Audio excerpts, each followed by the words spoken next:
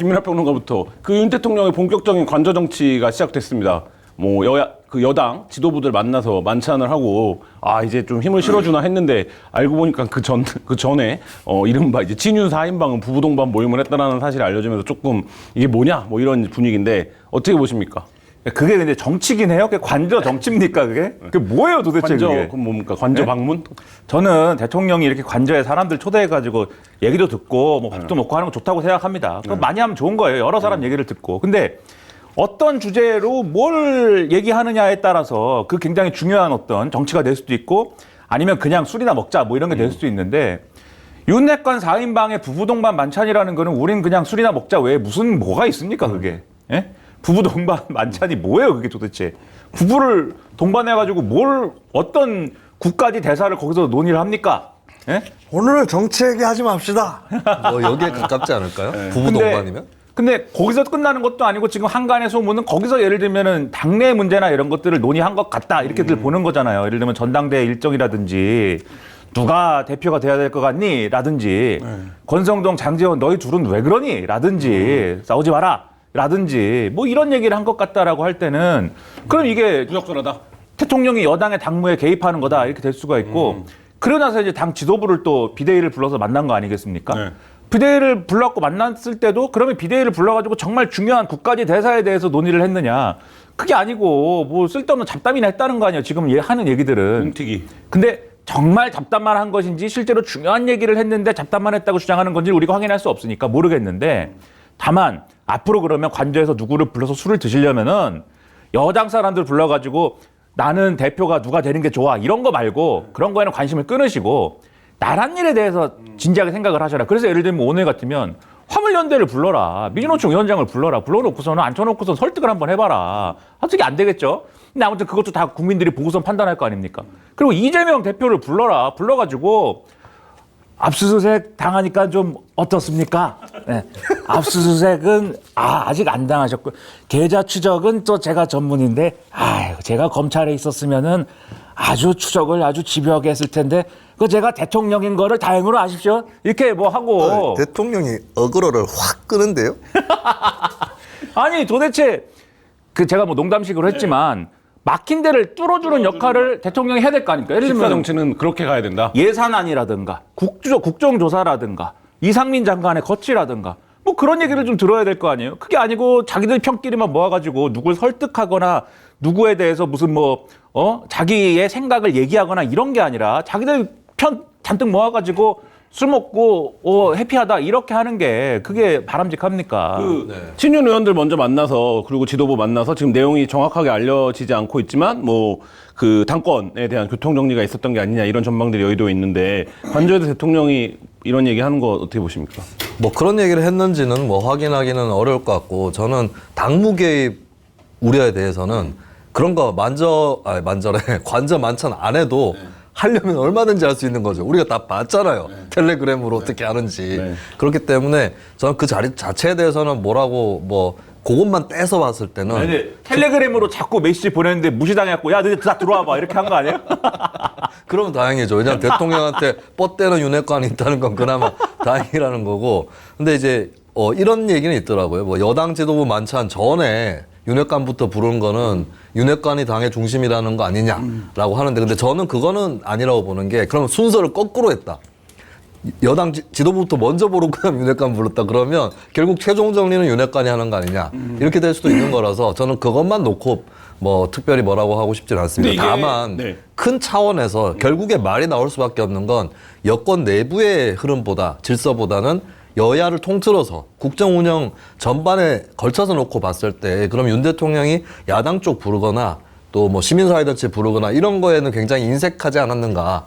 그것 때문에 비판을 받을 수밖에 없는 거고 일설에는 윤 대통령이 이재명 대표 인간 자체가 싫다라고 얘기를 어떤 원로에게 했는데 그 얘기를 유인태 전 의원이 들었다라고 주장을 했어요. 근데 대통령실에서는 그거에 대해서 부인을 했는데 사실 이 대표 사법 리스크하고 여야 지도부 회동이 없는 건 연관이 있어는 보여요. 근데 우리가 외교를 할 때도 사실 중국의 시진핑 주석 독재자잖아요. 그리고 윤 대통령이 안 만나는 건 아니다. 만날 수 있다라고 했던 상대인 북한의 김정은 위원장 독재자입니다. 근데 그런 사람들하고도 만나가지고 얘기를 하듯이 윤석열 대통령이 인간적으로 또는 그 이재명 대표의 사법 리스크에 대한 그런 판단에 있어서 좀 싫다 할지라도 그런 것들은 대통령쯤 되는 사람이면은 다른 쪽으로 치워놨었어야 되는 거죠. 그럼 충분히 만나야 되는 것이다. 그게 안 되니까 이제 윤핵관과의 만찬 이런 것들이 다 입길에 오르는 것이죠. 야권 인사들 안 만나는 얘기는 또 다시 해보기로 하고 이건 어떻게 보세요? 외부에서 볼 때 친윤이 완전 비호감이 됐잖아요. 이 친윤 4인방이 비호감이 됐는데 그럼에도 불구하고 이 낮은 지지율에도 불구하고 어쨌든 친윤 4인방을 챙긴단 말이죠. 근데 이제 사실 이게 정치인으로서 정무적으로 판단을 하면 당연히 득보다는 실이 많다라는 거를 그러니까 관저에 부르는 걸로 하면 첫 번째로 하면 생각이 당연히 할 수 있을 텐데 아랑곳하지 않는 이 윤석열의 정치 어떻게 보십니까? 뭐 질문이 뭐예요, 그게? 그러니까 친윤 4인방과 어떤 거리감을 유지하고 있는 듯한 제스처도 안 보이고 당내 지도부 만나기 전에 친윤 4인방부터 딱 부부 동반으로 만나고 여기 내 식구야 이거를 이제 과시하는 거잖아요. 그거 과시하고 싶은 거죠. 그러니까 이렇게 막 그냥 하면 되는 겁니까 정치를? 마켓다인 전 제품 배송비 무료니까요. 회원가입하고 로그인하셔서 혜택을 받으시기 바랍니다. 친윤 4인방과 어떤 거리감을 유지하고 있는 듯한 제스처도 안 보이고 당내 지도부 만나기 전에 친윤 4인방부터 딱 부부 동반으로 만나고 여기 내 식구야 이거를 이제 과시하는 거잖아요. 그거 과시하고 싶은 거죠. 그러니까 이렇게 막 그냥 하면 되는 겁니까 정치를?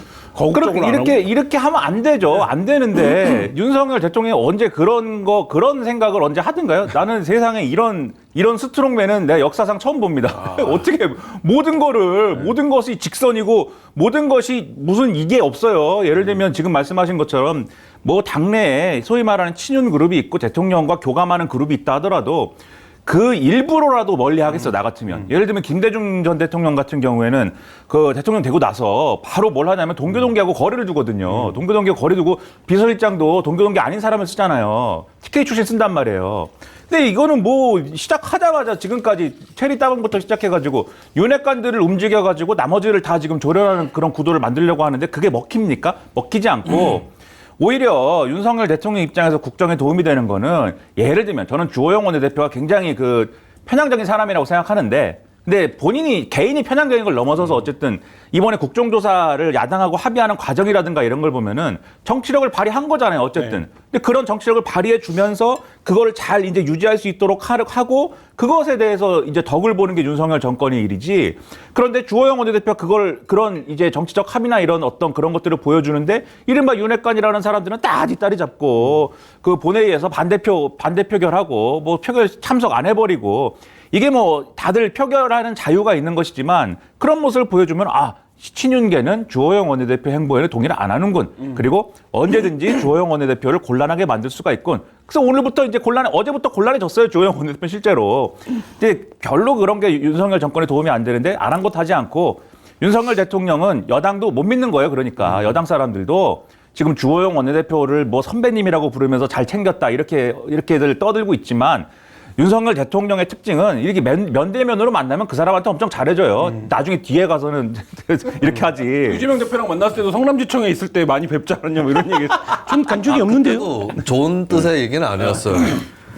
그쪽은 조폭 변호사였지 않습니까? 이런 뜻으로 한 얘기라서 그래서 꼭 뭐 이렇게 면전에서 좋게 얘기하는 건 아닌 것 같아요. 자, 이거 어떻게 보십니까? 하여튼 안 믿기 때문에 자기 직할 부대가 꼭 있어야 된다고 생각을 하고 그래서 윤핵관들이 예를 들면은 다른 어떤 뭐 윤석열 대통령에게 불충해가지고 윤핵관에서 탈락을 한다거나 또는 윤핵관들이 집단으로 뭐 자기 살 길을 찾아 흩어지거나 그런 상황이라 하더라도 또 다른 윤핵관을 자꾸 만드는 거예요. 만들려고 시도를 하는 거예요. 못 믿어서 그래요. 자기 사람 아니면. 어떻게 보십니까? 주호영 원내대표가 그래도 의회 정치를 좀 복원하려고 합의도 하고 이런 과정들이 있었는데 뭐 장재원 의원이 부글부글한다. 그리고 실제로 이제 표결도 안 해버리고 뭐 이런 상황이었는데 주호영 원내대표의 입지 어떻게 보세요? 아직은 저는 흔들리지는 않는다라고 보고 이번에 국조 합의에 대해서도 대통령실하고 양해가 서로 됐기 때문에 계속 추진할 수 있었다고 보거든요. 그런 의미에서는 좋게 해석하자면 윤핵관부터 만난 거는 좀 다독여가지고 뭐 주호영 원내대표한테 협조 좀 해라 이렇게 다독였을 수도 있는 거고 그리고 주호영 원내대표하고 만나서 화기애애하게 얘기를 했기 때문에 일단은 이제 존중을 해줬다. 그러니까 진짜 뭐 제가 지난주에 이제 그 국민의힘 쪽이 아닌 그러니까 범진보 진영에 해당하는 국회 경험 있는 사람들 만났거든요. 그때 국조 합의가 되기 전이었는데 와 주호영 불쌍하다. 그리고 우리가 아는 주호영은 괜찮은 정치인이었다. 예, 협상도 잘하고. 근데 저렇게까지 대통령실이 뒷받침이 안 되는 사람이 있는가? 예, 이렇게 됐는데 근데 합의는 또 됐는 거거든요. 그런 걸 봤을 때는 윤석열 정권이 넘지 말아야 될 선, 최후의 선 정도는 아직은 안 넘고 있다. 정도는 보여준 것 같아요. 예, 그런 의미에서 아직까지 주호영 원내대표 입지는 현재로서는 튼튼하다고 봐야 될 것 같고 그러면 결국에 오히려 관건이 되는 건 윤핵관들이다. 윤핵관들이 솔직히 얘기해서 날뛰는 정치 행보를 하고 있는데 그럼 저는 좋다. 윤 대통령이 불러서 만찬한 건 좋다고 봐요. 예, 무슨 의미로 좋냐면 책임지라는 거죠. 윤 대통령 본인도 윤핵관 행보에 대해서 책임져라. 예, 뭐 나중에 가서 뭐 일행 아닌 척 하지 말고 예, 그런 좀 책임을 지우는 그 부분은 어떻게 결과는 보세요? 있다고 어쨌든 관저에서 3시간 20분 동안 지도부를 만났는데 언론은 뭐 사진 한 장 못 찍은 상황인데 그러니까 언론에 대한 어떤 이런 경계 이런 것들이 좀 이제 역대 어느 정권에 비해서 비교해도 굉장히 이제 높아 보이는데 이 상황은 어떻게 보십니까? 언론도 못 믿는 거죠. 여기서 못 믿는다라는 것은 그냥 제가 김한 기자를 만나서 얘기를 하면서 저 사람은 기자니까는 예를 들면 네. 내가 이렇게 말하면 뭐 저런 보도도 하고 나랑은 좋게 말하더라도 기사에는 아주 나 나쁜 놈이라고 쓰겠지 뭐 이렇게 생각하고 만나는 거랑 그러면서 그게 저 사람 일이야라고 생각하면서 만나는 거랑 내가 이렇게 얘기했는데 어떻게 이따위로 기사를 쓸 수가 있지? 이거 나를 죽이려고 작정을 했구나 이렇게 생각하는 거랑 다른 거잖아요. 그러니까 못 믿는다는 건 후자의 경우거든요. 제가 볼 때 윤석열 대통령은 언론이 보도하고 뭐 이런 거에 대해서 자기가 검사 시절일 때는 충분히 그것을 컨트롤할 수 있었고 충분히 이 검사의 수사나 이런 것들에 대해서 우호적인 기사가 나오게 할 수 있다라고 믿고 생각하고 실제로 그렇게 할 수 있었던 것 같아요. 그런 경험들이 있는 것 같아요. 근데 대통령이 되니까 이게 법조 기자들하고 정치부 기자들하고 같습니까? 뭐 이리 때처럼 달려드는 정치부 기자들하고 다르죠. 그러니까 기사가 나오는 걸 보면 우호적인 좀 자기 생각에는 좋은 얘기를 해도 우호적으로 기사가 하나도 안 나오잖아요. 그리고 심지어는 그중에 MBC는 아주 뭐 윤석열 대통령 생각에 아주 국익을 아주 훼손하는 보도를 하였다. 나의 적이다. 네, 꼬투리 잡았고 이제 때리기 시작하는 거 아닙니까? 근데 이게 그러면 MBC 하나를 때리고 말 거냐? 지금 보면은 뭐 엊그제도 어제도 보도가 나오고 오늘도 보도가 나오고 했습니다만 아예 그 기자실을 그 대통령 네. 청사에서 빼버린다 이 검토도 했다는 거 아니에요? 국방 컨벤션 센터로 옮긴다. 네, 저 멀리 갖다 놔라 기자들 모이는 데는. 근데 분명히 국방부로 대통령실 옮길 때 얘기했던 여러 가지 명분 이렇게 옮겨갖고 좋은 거 있습니다. 라고 설명한 것 중에 뭐가 있냐면은 기자들이 다 같은 건물에서 바로 아래층에 근무를 하면서 왔다 갔다 하면서 자연스럽게 언론 대응을 하게 된다. 이게 좋은 거다. 얼마나 그거를 자랑스럽게 얘기했습니까? 그런데 저 보내버리려고 합니다. 언론 취재하는 게 싫어요. 그리고 뭐 그건 검토만 했지 실제로 할 것은 아닙니다라고는 어떻게 수습은 했지만 도어 스태핑 언제 재개됩니까? MBC 기자가 제거되기 전까지는 지금 재개 안 하는 분위기지 않습니까? 스튜디오를 만들어서 그렇죠. 이제 릴리스하는 방식으로 간다는. 네, 도어 스태핑은 이제 안 할 거니까 그러면 앞으로 근데 또 언론에 뭐 줄거리 있어야 되니까는 라이브 스튜디오를 만들어가지고 뭡니까? 윤튜브 한다는 거 아닙니까 또? 예? 그게 전형적으로 이 기자들하고 소통을 해서 인터랙티브하게 하는 게 아니고 일방적 소통으로 변화되는 과정인 건데 애초에 약속한 게 있는데 이렇게 빨리 그거를 언론과의 관계를 이렇게 훼손하고 이런 거는 결국은 언론이 취재하고 질문하고 보도하는 그 배경의 배우의 생각을 불순한 의도이다라고 자꾸 생각을 하니까 그러니까 결론이 이렇게 되는 것이다. 저는 윤석열 대통령이 이렇게 편협하게 협량하게 하지 말고 포용적으로 덩치도 크지 않습니까? 덩치가 큰 사람들은 마음이 넓을 거라고 대충 생각하잖아요, 우리가. 그러니까 저도 그냥 보면 마음이 얼마나 넓어 보입니까? 아니에요. 다 한 대씩 때리고 싶어요, 저는 항상. 그렇게 보여요. 때리고 싶은 것 있어요, 같아요. 얼굴에. 그러니까 저는 제발 길을 갈 때 김민하 평론가 앞에서 걷지 않습니다. 네, 뒤에서 때릴 것 같아가지고. 네. 제발 마음을 크게 가지고 제발 좀 그만 좀 해라. 그 윤석열 대통령의 언론관 이제 최근 한 달 사이에 드라마틱하게 변화하고 있는데 어떻게 보십니까? 한 달은 아닌 것 같고 이제 조금 더 된 것 같고요. 뭐 대통령 후보 시절에도 어느 정도 변화가 시작됐을 것 같은데 참 평행 세계를 살고 있다 싶은 생각이 드는 게 이분은 또 이렇게 얘기를 했어요. 알란 중에 90%는 진윤입니다. 이렇게 얘기를 했거든요. 근데 이제 윤석열 대통령은 이제 언론 중에 한 90%는 반윤이구만 이거. 이 좌파 언론도죠. 이렇게 지금 가까이 가고 있는 건데 그러니까 저는 윤석열 대통령 개인적 이력 이런 것들이 옛날에는 좀 좋게 발휘가 됐다가 대통령이 되고 나서 위협이 되는 리스크가 되는 경우들이 있다고 보는데 그 중에 하나가 사실 윤 대통령에 대해서 여러 스캔들이 있었어요. 근데 대인관계 스캔들은 없었거든요. 여러 이제 전원들이나 취재 결과들을 보더라도 좀 대인관계가 굉장히 원만했었다. 그리고 구설수에 오른 적이 없다. 어떤 말을 통해서. 근데 그건 뭐냐면 윤 대통령이 계속 학창 시절부터 검사 때까지 굉장히 주변에 우호적인 환경에서 살아왔던 사람이에요. 그러다 보니까 이런 생각을 이제는 하는 거죠. 아, 옛날에 내가 검사 때 한 말 하는데 그때는 구설에 오른 게 없어. 뭐 이렇게 생각을 하는 건데 그러면서 이제 악감정을 갖게 된 건데 언론에. 근데 문제는 뭐냐면 자기 객관화인 거죠. 자기가 처해져 있는 환경이 변했고 자신이 그러니까 윤 대통령의 언어에서 가장 문제가 되는 것이 본인이 말했을 때 남들이 어떻게 볼지에 대해서 굉장히 무감합니다. 네, 그런 것들이 지금 계속 고스란히 드러나 있고, 그러면 언론이, 사실 지금 언론이 뭐, 윤 대통령한테 우호적인 언론이 좀 소수잖아요? 근데 그 원인에 대해서 그냥 언론의 어떤 나쁜 습성이라든지 또 나한테 적대적인, 언론 논조가 퍼져가지고 전염이 됐다든지 이런 식으로 생각을 하게 된 거다. 근데 저는 이런 인식을 되돌릴 길이 과연 있을까? 저는 대통령이, 역대 대통령들 보면 한 번 피해의식에 빠지면 조금 벗어나기가 어렵더라고요. 그래서 애초에 피해의식에 안 빠지는 성향이어야 대통령직을 좀 제대로 수행할 수 있겠구나 싶었는데 이미 빠져버렸어요. 그리고 헤어나올 수 있을까? 아까 스트롱맨이라는 표현 썼는데 언론에 적개심을 가졌던 대통령이 근래에 이제 제일 그랬던 게 이제 트럼프 대통령인데, 그래서 트럼프 대통령은 막 자기 트위터만 하고 자기 얘기만 하고 언론이 무슨 질문 하더라도 다 뭐 면전에서 대고 가짜뉴스라고 하고 뭐 이런 식의 이제 커뮤니케이션을 보여줬었는데 윤석열 대통령의 최근 행보는 어떻습니까?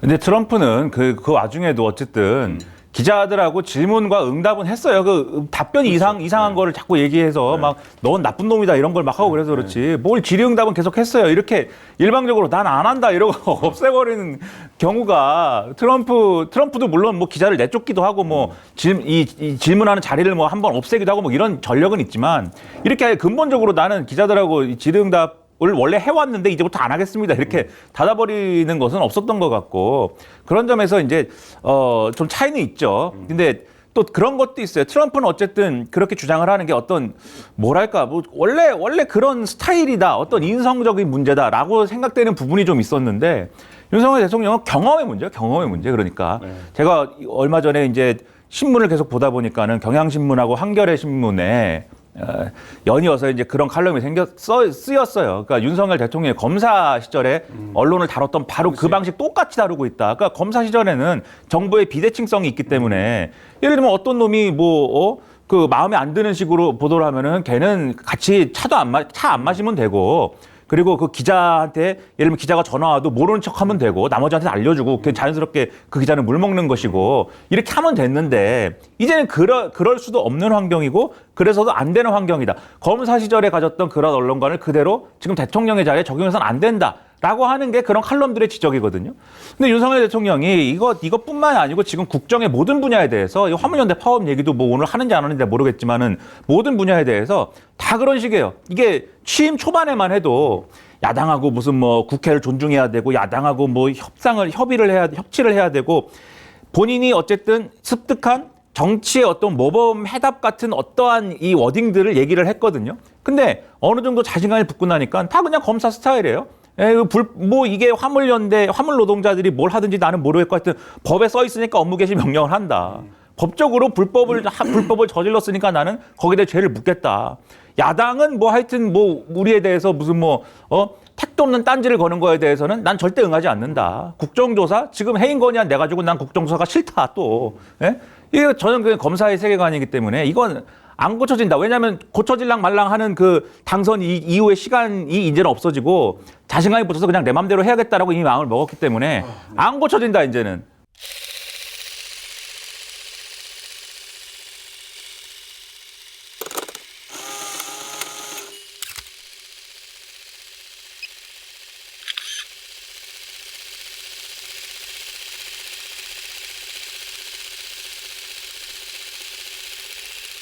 마케타니는 착한 쇼핑몰이죠. 마켓하니는 저지되어야 합니다. 저는 마켓하니에 구합니다. 다른 데서 쇼핑하는 것은 저지되어야 합니다. 울분하면서 상품을 찾다가 보면 하루가 언제 다 가는지 모르겠습니다. 반드시 저지되어야 합니다.